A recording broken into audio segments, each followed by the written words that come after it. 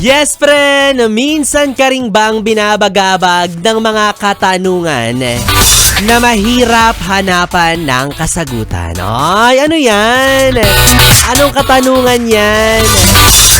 For example, bakit walang split ends yung buhok sa kilikili? Ganyan.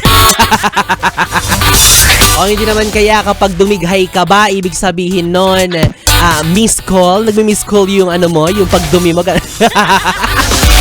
Ewan ko ba, ang gulo-gulo na, diba? Pero alam mo, ikaw yes, friend. Alam ko naman na naniniwala ka na sa mundong ito na punong-puno ng pagbabago at punong-puno ng gulo. Alam ko nga, isa ka sa patunay na simple lang naman talaga ang buhay at hindi naman ito komplikado, 'di ba? Pero minsan sadyang may mga bagay talaga na nakakalito. Kaya na lamang ng wallet mong pabago-bago. Yes. Hindi pa bago-bago mismo yung wallet, kundi yung laman. Yan. 'Di ba? Minsan, siksik, liglig, umaapaw. Pero madalas, dumaraan yung mga araw na tila ba ito ay ampaw. Oo, walang laman. Oo, parang madalas lagas, ganon. 'Di ba? Parang siya, halimbawa, ang kinakalantaryo mo. Yung kaharutan mo na tila ginagawa kang manghuhula, hindi mo maintindihan kung bakit pinaglalaroan niya ang iyong damdamin. Hindi mo maintindihan kung bakit ang iyong kalandian ay tila ginugulo, nililito ang puso mong ubod ng lambot, ubod ng rupok.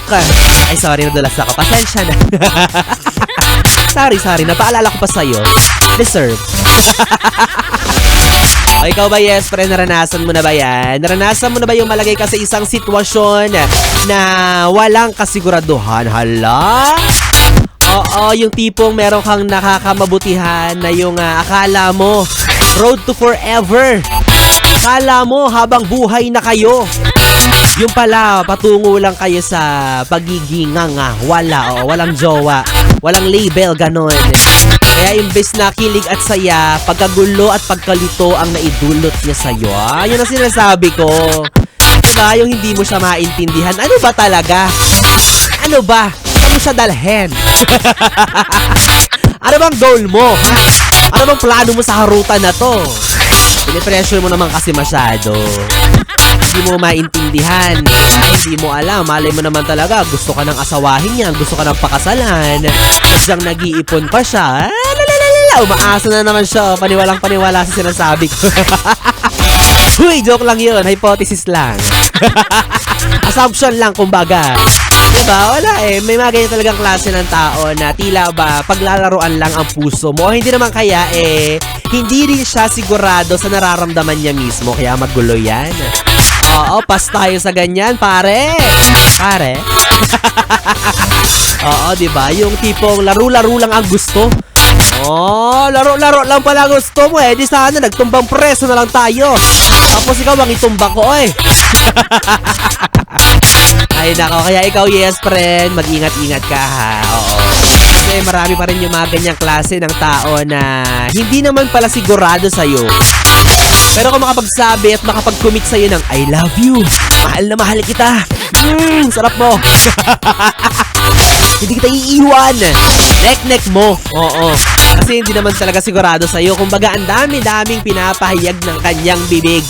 Pero hindi ka naman pala niya tunay na iniibig. Kaya kung ako sa'yo, dito ka na lang sa akin. Makinig ka na lang gabi-gabi, araw-araw sa radyo. Oo, hindi ka mabibigo dito. Pero di ka sure. Ay naka, well anyways mga yes friend, kapiling nyo na po ang bibi niya sa radyo, ang DJ na mabilis bumayo, na sinasamid-samid pa sa mga oras na to. Ako po si DJ B-Boy.